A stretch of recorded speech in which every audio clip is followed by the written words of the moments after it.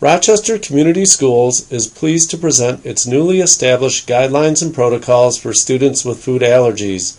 The purpose of this video is to acquaint all stakeholders with these guidelines. The Food Allergy Committee began meeting in 2009. It is comprised of principals, parents, nurses, employees from various departments such as transportation, food service, and custodial.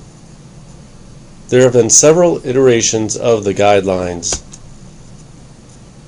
Received feedback from such groups as PTA, principals, and superintendent's cabinet.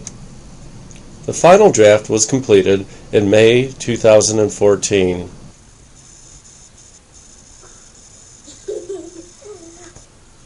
My food allergies are peanuts, tomatoes, avocado, kiwi, banana, peanuts, eggs, shellfish, and strawberries. I'm allergic to shellfish and peanuts.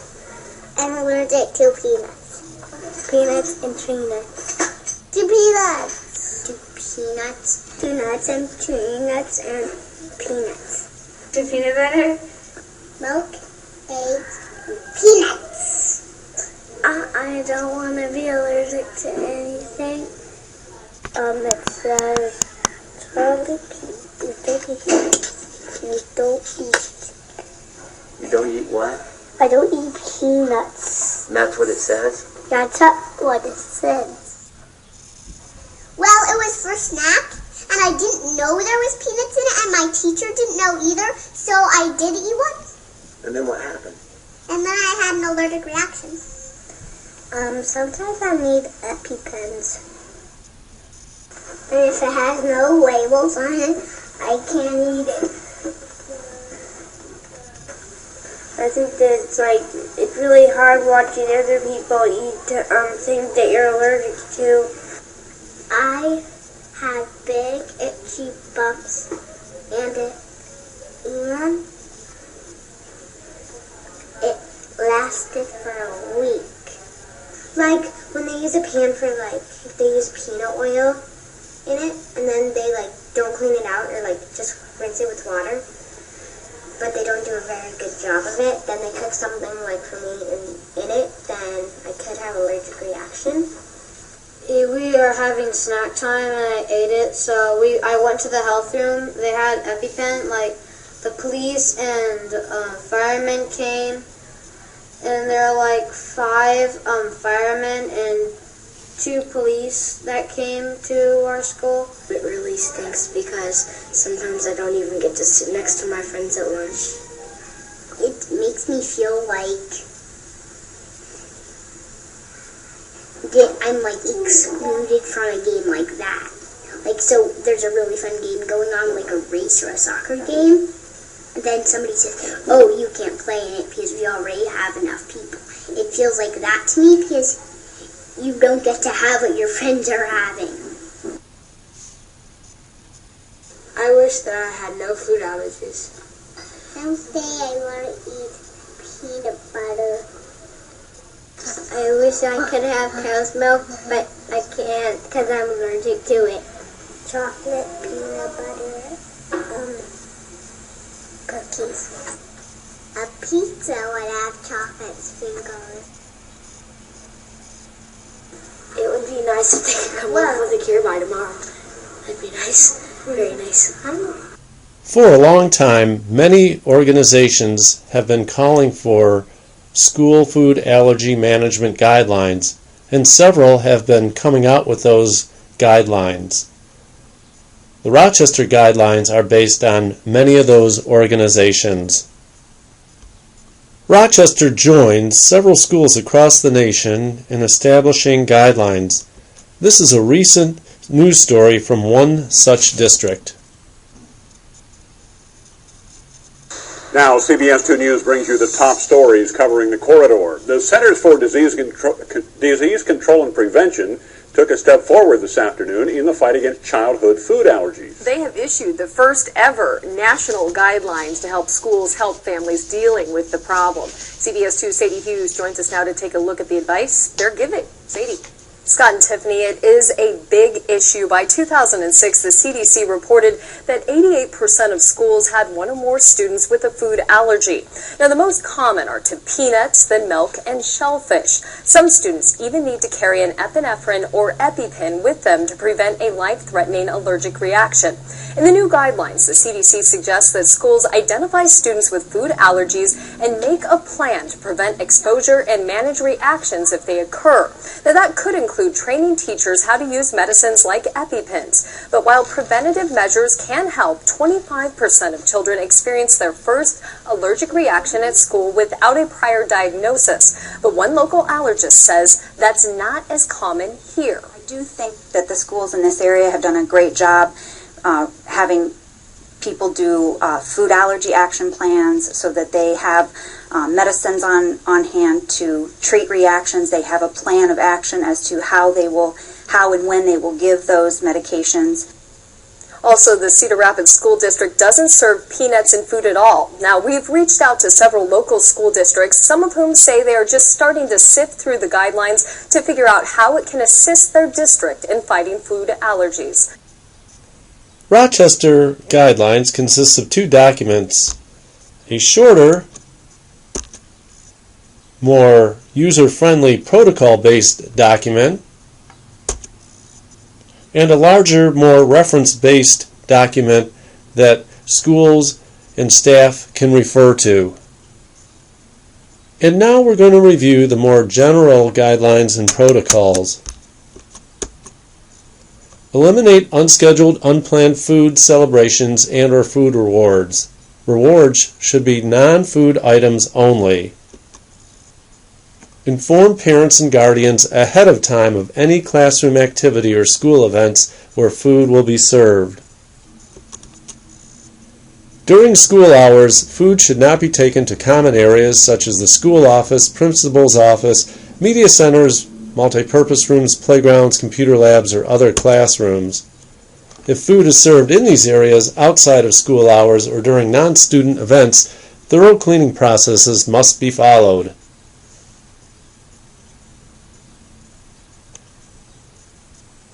Classroom-provided birthday celebrations will be limited to non-edible items and or activities.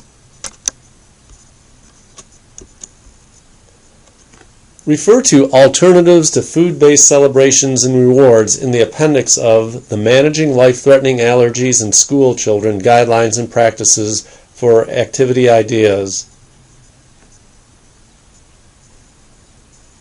All students should provide his or her snack each day, unless buying food from the cafeteria. Classroom-provided snacks are not allowed. Snacks eaten in classrooms should be free from allergens specific to students in that room.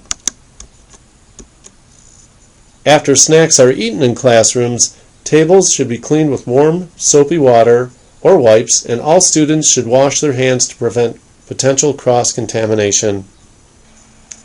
Before and after hours school-sponsored events that serve food must identify a clearly defined area where food will be served or consumed. The student with life-threatening allergies and his or her family should be notified well in advance of these events. Again, thorough cleaning processes must be followed, which would include surfaces and tables with which food has come into contact be cleaned with warm, soapy water or wipes.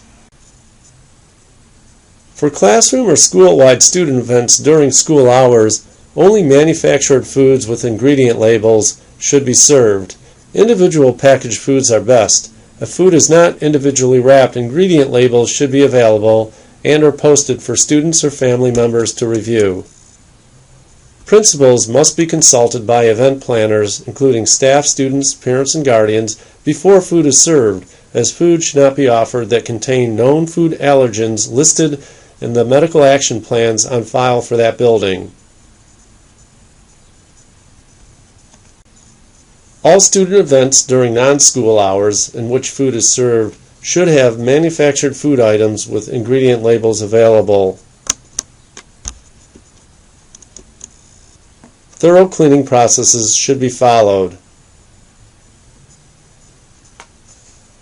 Listed in the guidelines and protocols are specific responsibilities for various stakeholders, including student, parent and guardians, superintendent, principal, teachers, secretaries, field trip staff, paraeducators, volunteers, lunch paraeducators, food service directors, school nurse, school-age caregiver, bus drivers, and custodians. Because we are discussing food in schools, it is appropriate to bring up the Healthy, Hunger-Free Kids Act of 2010, a law in which the U.S. Department of Agriculture made requirements that take effect July 1st, 2014. The Healthy, Hunger-Free Kids Act of 2010 directed the USDA to establish nutrition standards for all foods and beverages sold to students in school during the school day, including foods sold through school fundraisers. The new Smart Snacks and School Nutrition Standards will help schools to make the healthy choice the easy choice by offering students more of the foods and beverages we should be encouraging: whole grains, fruits and vegetables, leaner protein, lower fat dairy, while limiting foods with too much sugar, fat, and salt. This act required that the USDA establish nutrition standards for all foods and beverages sold in school beyond the federal child nutrition programs in schools. The law specifies that the nutrition standards shall apply to all foods sold outside the school meal programs, on the school campus, and at any time during the school day. The standards apply to foods that are a la carte in the cafeteria, to foods in school stores, snack bars, vending machines, or other venues. Where and when do the standards apply? On the school campus, all areas of the property under jurisdiction of the school that are accessible to students during the school day, and during the school day, the period from the midnight before to 30 minutes after the end of the official school day. The following are a summary of the USDA fundraising standards. State agencies establish limits on number of infrequent exempt fundraisers that may be held during the school year. The state of Michigan has not established any exemptions yet. Schools may establish additional standards. No exempt fundraiser foods or beverages may be sold in competition with school meals in food service areas during meal service. All foods that meet the regulatory standards may be sold at fundraisers on the school campus during school hours. The standards would not apply to items sold during non-school hours, weekends, or off-campus fundraising events. To be allowable, a food item must meet all of the competitive food nutrient standards. Please see additional materials for those standards. How will Rochester meet these guidelines?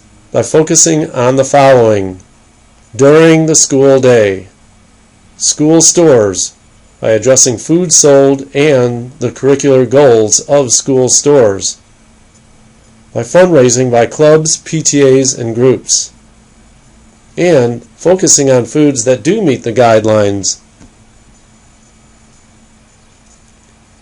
What about schools or classroom events that serve free food? These are not subject to the guidelines set forth by the Healthy, Hunger-Free Kids Act. But keep in mind they are subject to the RCS food allergy guidelines and protocols. For more information, visit the USDA website or the following link. This concludes our presentation. On behalf of the RCS administration, I would like to thank you for taking the time to view.